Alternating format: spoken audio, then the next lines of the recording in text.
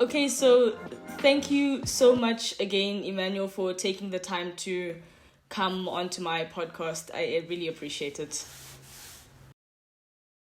Thank you so much. It's really amazing to see, first of all, an initiative like this that young people can do so as to bring about awareness but also make a difference in the life of others. To begin, I feel like no, I feel like my mission is to live in integrity and make a difference in the life of others. And seeing other young people taking initiative to make a difference in the life of others, it's just amazing. And I'm really happy to see you today, and I'm excited for what it holds today. Yeah, thank you so much. And yeah, I love seeing young people doing incredible things like the things that you're doing as well. So, my first question for you is, could you please explain to the audience who you are and what is your story? Well, I'm Emmanuel Msoka, and I have been a UNICEF Youth Advocate in Tanzania, as well as I've been taking a number of roles. I remember writing my biography, and it was 10 pages of things that I've done, and that was in 2019 when I had to write my first biography, when I never knew like I have to summarize it. And at some point, when I started doing applications to some of the um, competitions or some of the initiatives, they only needed 150 words, but I had essays and essays of who I am and what I've been doing. And so I've been doing a lot, taking roles of leadership in different positions from the school level, community level, and at a national level and international level as well. And so I'm a children's rights activist, a UNICEF Youth Advocate in water, sanitation, and hygiene, and I'm an innovator. I've been doing a number of innovation, and I've been able to guide other young people on how they can do innovation, doing workshops and trainings in different local schools and public schools, and I've been able to ensure that other young people are getting the knowledge that I have, and they're getting aware of how they can sustainably solve problems in their community by coming up with innovative solutions. That's me, that's Emmanuel, and there's a lot to come, I guess. Yeah, no, that's brilliant. It's so cool to hear that, like, even from a young age, you've always been active, you've been an activist and trying to make the lives of other young people better. So that's really cool. Thank you so much. Yeah. So I think one of the things that sort of catches most people's attention when we look into your story is the fact that you're a UNICEF ambassador.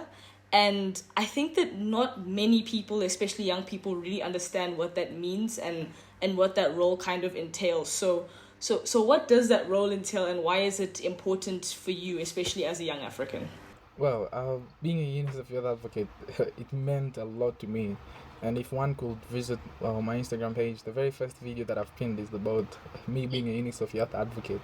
And at some point, I mentioned like it means a lot to me being a UNICEF Youth Advocate.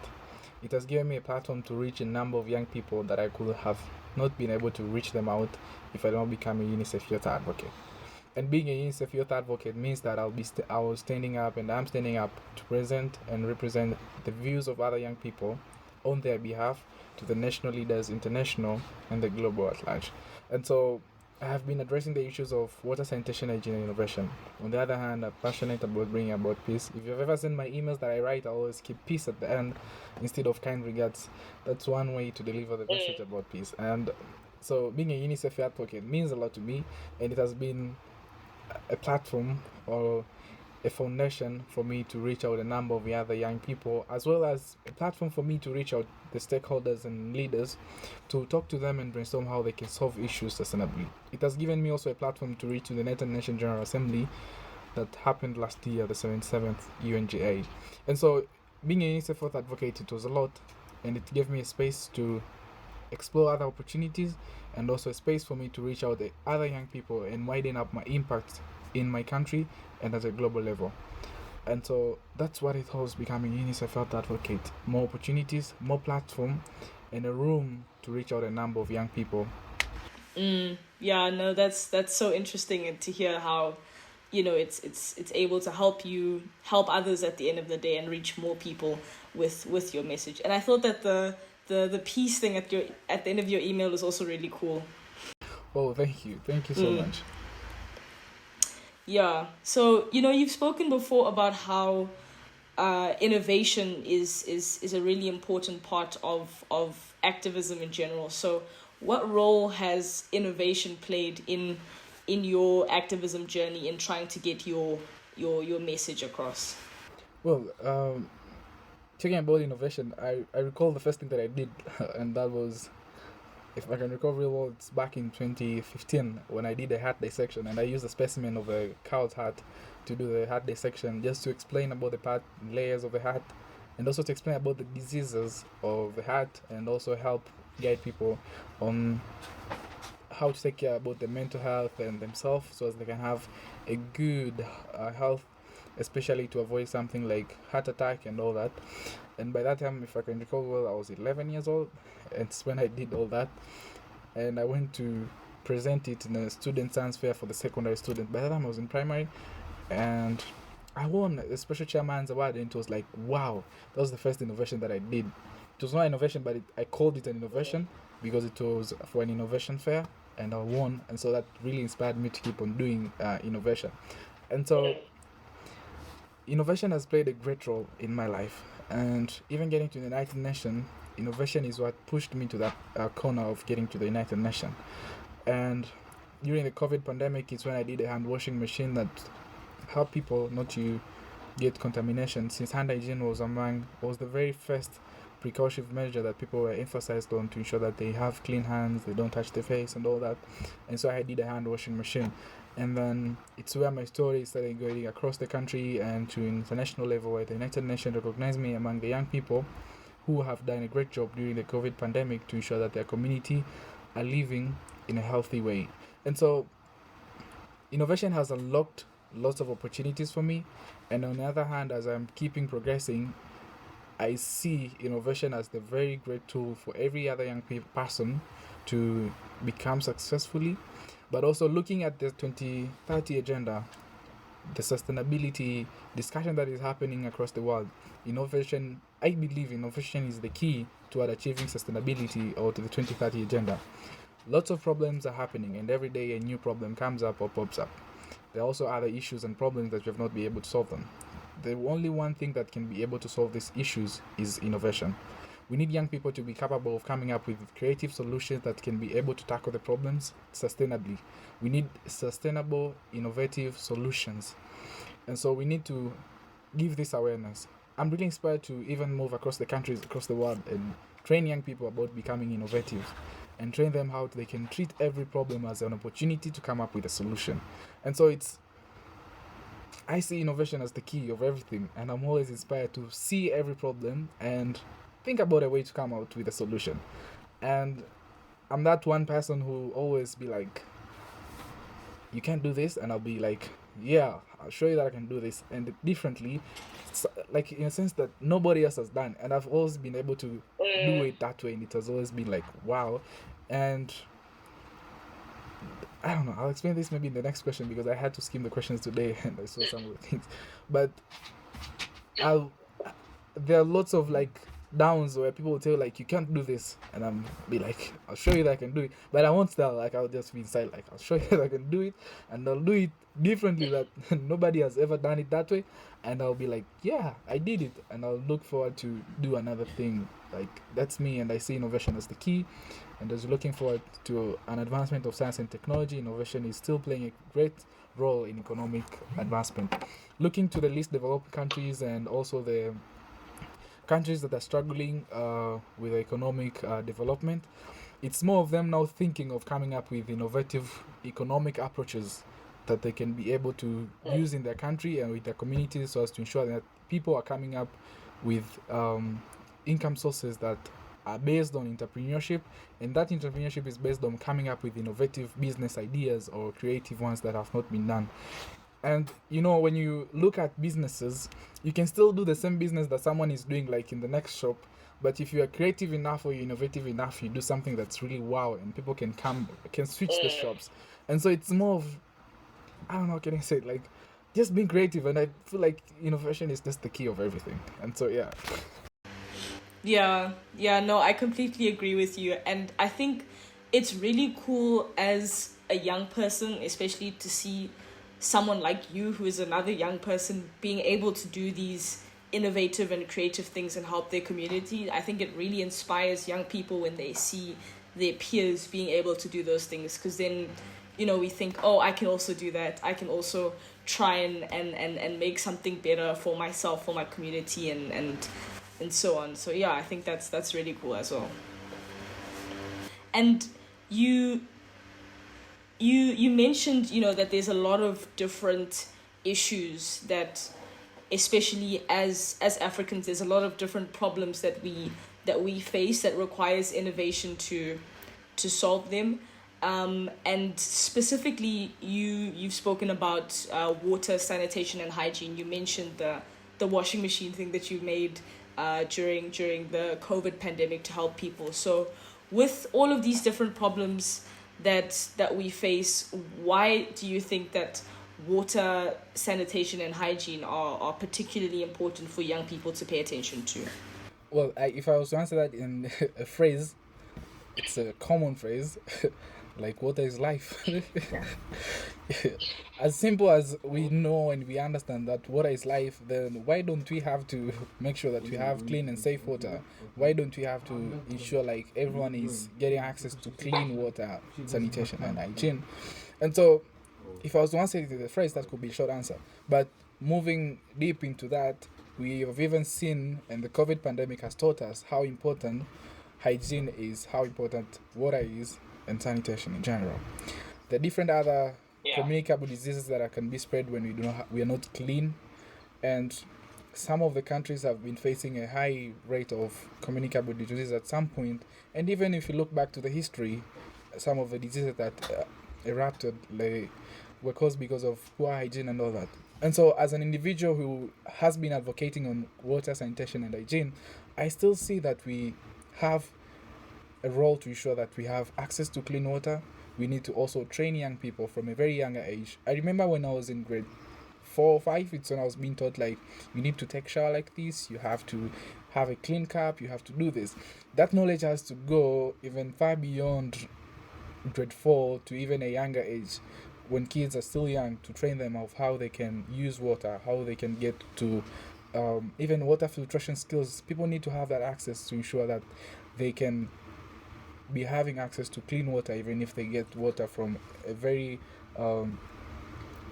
undirty source, let's say, if it's a stream, because not every community has access to clean water. We have seen some of the countries in Sub-Saharan and the Horn of Africa not having access to clean water. And so we also need to give awareness on how young people or how individuals in the community can treat water and have clean and safe water for them, and also how they can be able to utilize the resources that they have in the community to ensure they still stay safe and clean, and also they live a healthy life, because everybody needs to stay healthy if we really want to see ourselves living a long life. Yeah, I think that the reason I ask is because as much as it feels like a very obvious thing, I think that, you know, when we talk about different issues, sometimes it's something we can take for granted and something that we can neglect. And it's important to remember that as much as access to these things is supposed to be a right, it is currently a privilege. And it's important that we, especially as young people, continue to advocate for access to clean water and hygiene and sanitation and all of that. So yeah, I think that your discussion and discourse around this is still definitely very valuable and important. Thank you so much. Yeah. So, you know, I also think that when young people, when people try to discuss these different issues, sometimes it can feel kind of overwhelming. You know, it can feel like, oh, we have all of these issues. We have the water sanitation crises. We have the climate crisis. We still have crime. We have all of these different issues, and it can feel really overwhelming. And like, I remember seeing one of my friends posted on Instagram saying that morale is really low at the moment. So what, as an activist, what gives you hope? You know, what continues to drive you every day to not to not sort of just give up and say, well, there's not much we can do about things, but to rather, get up and continue fighting and continue to encourage young people to do the same. Well, there's a lot of life experiences that I can reflect as I'm answering this question. But even like 3 days ago, less than a week, one of my friends was telling me there's not much that you can do to make a difference in this community where I'm schooling and here in college. And so he had given up with everything, and that was what he could say, like, there's not much you can do to make a difference in this community. And it's because we had a ongoing event, and it seemed like things were not working, but I could still mention confidently, like, I have a lot to do on my plate at this moment, but I really wish I was part of that event because I believe I could make a difference. And his response was that, like, there's not much that you can do to make a difference. I was like, wow. Now, for me, it's always different. As I mentioned earlier, I'm always interested to do things differently, and I always try to have a unique approach when I'm dealing with people and when I'm working with a team, or even when I'm dealing with a problem as an innovator. And so what you're highlighting, that most of the young people lose hope at some point or feel really low and do not feel like they need to proceed. It has also been happening where I am, and even just in the few days that I've mentioned. But for me, the very first thing that keeps me going, it's my mission. My mission is to live with integrity and make a difference to the life of others.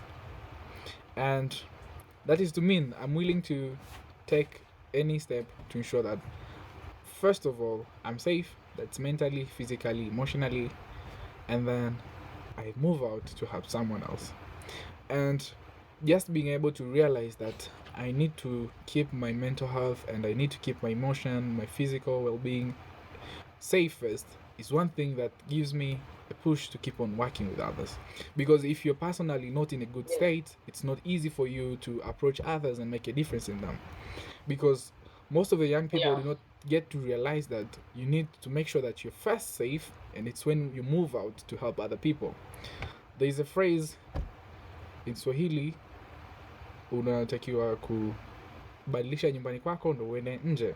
You need to make sure your home is progressing, or you change your home place before going to change someone else's house. And that's what young people need to realize. Make a difference in your life first. Make sure you have that peace of mind, because when you move out to go and help others, it's even easier to make a difference in them, because at some point you might be helping someone with a mental health issue, and then at the end you're also feeling low because you find out, like, oh, she's also, or he, or they, I don't know, also facing the same issue that I'm facing, and you find like, oh, it's everyone. You lose hope because you're not in a good state, and you're helping someone who's not in a good state. You end up also being on the same line. And so the very first thing is realizing yourself. For me, I have my mission, and then as I'm moving to work on my mission, I fix myself first, then I go and fix others.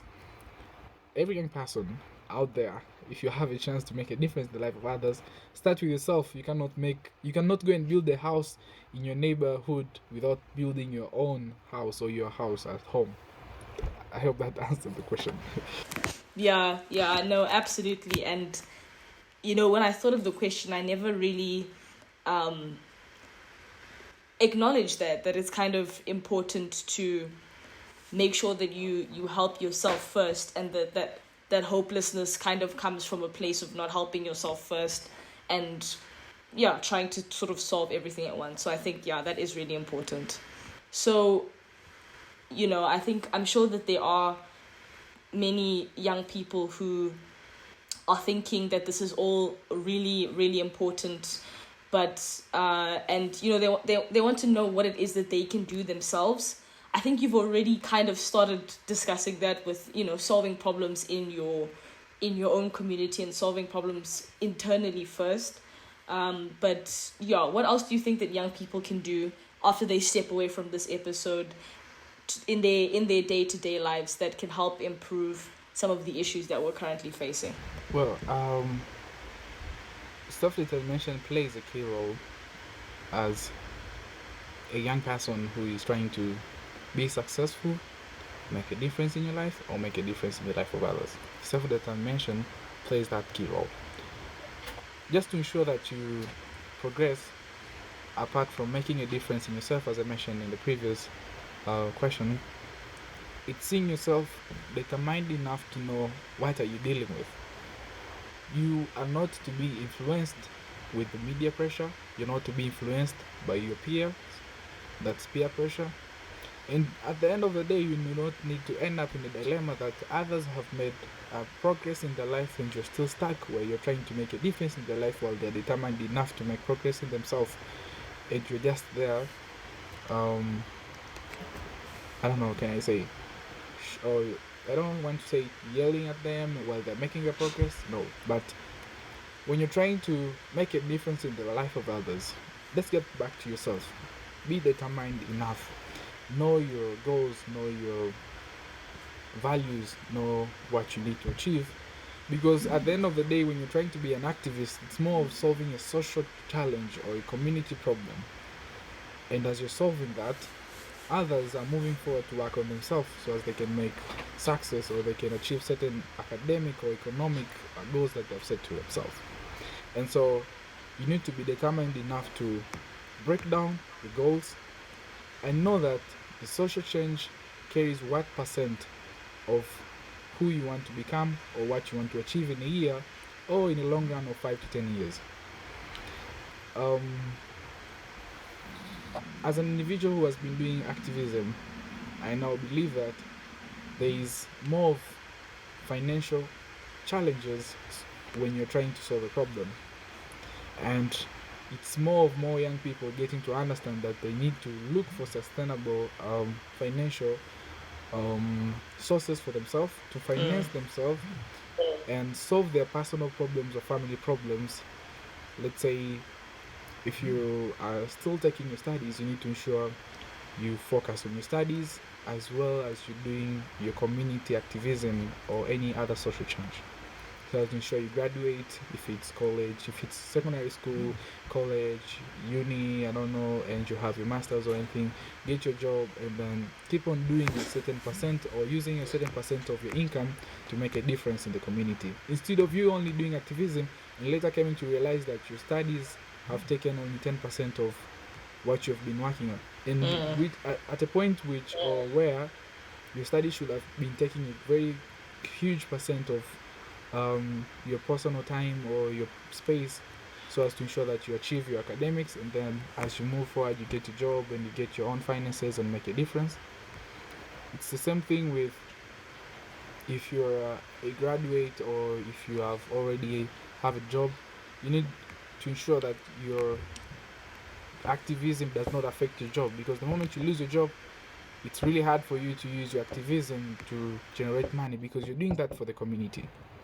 As an individual, I'm looking forward or I'm visioning myself to be able to establish my businesses and work on my own enterprises and then use a certain percent of what I get to make a difference, because at the end of the day, most of the activists are now claiming or asking why are people not funding these social change or initiatives.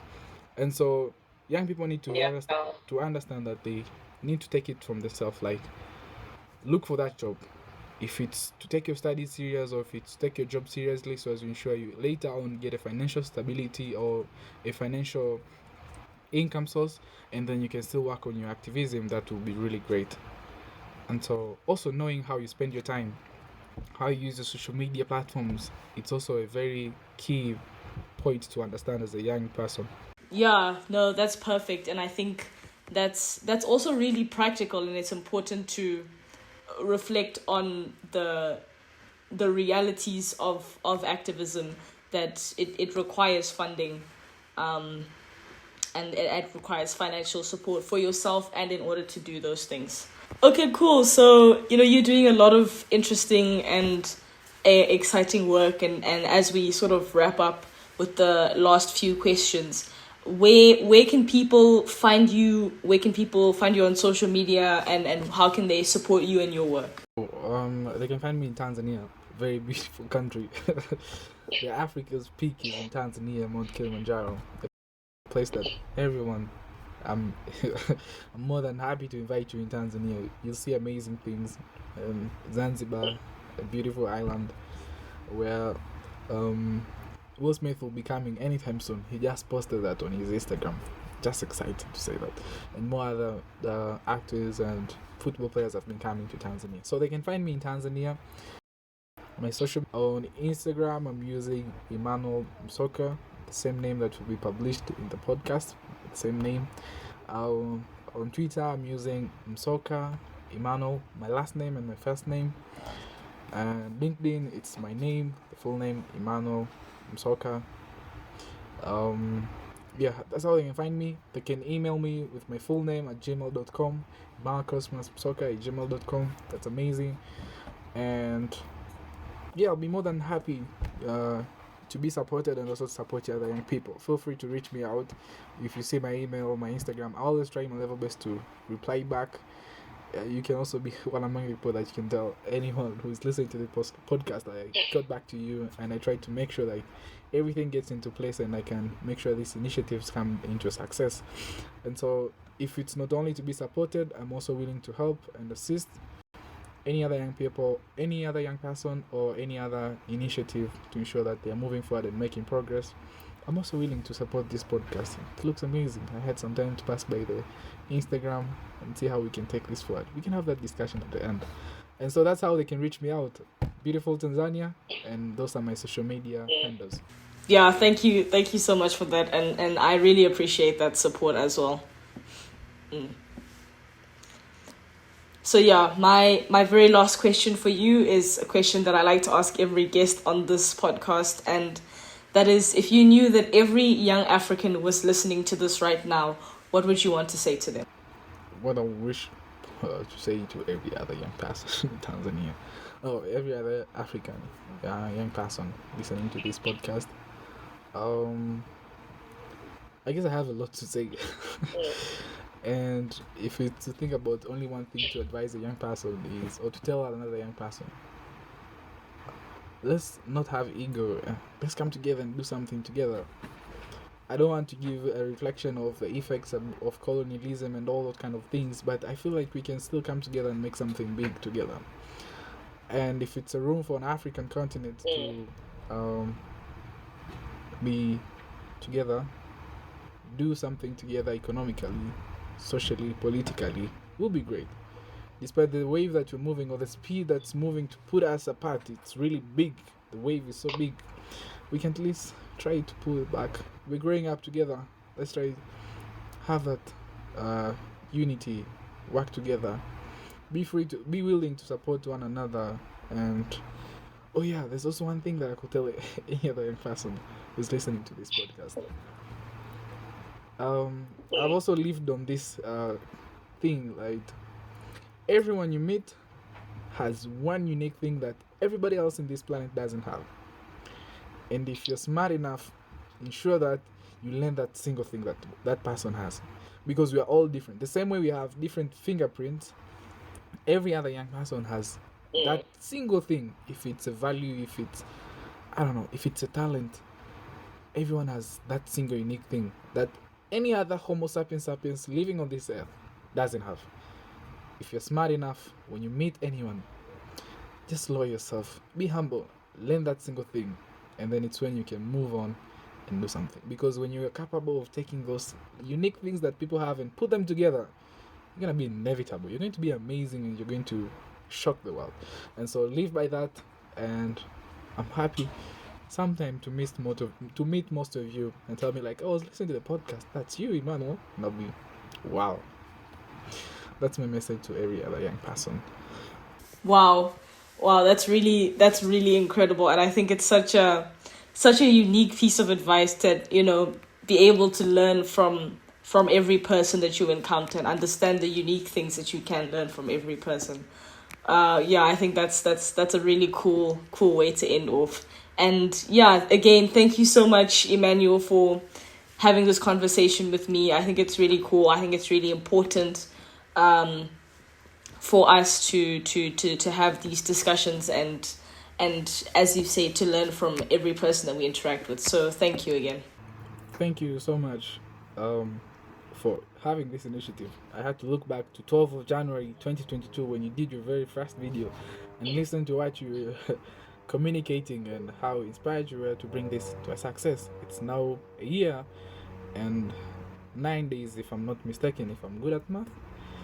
And congratulations from me for being able to stand firm to ensure that you're not losing hope, as how we've discussed a few minutes ago, and you still could take this forward. And congratulations so much.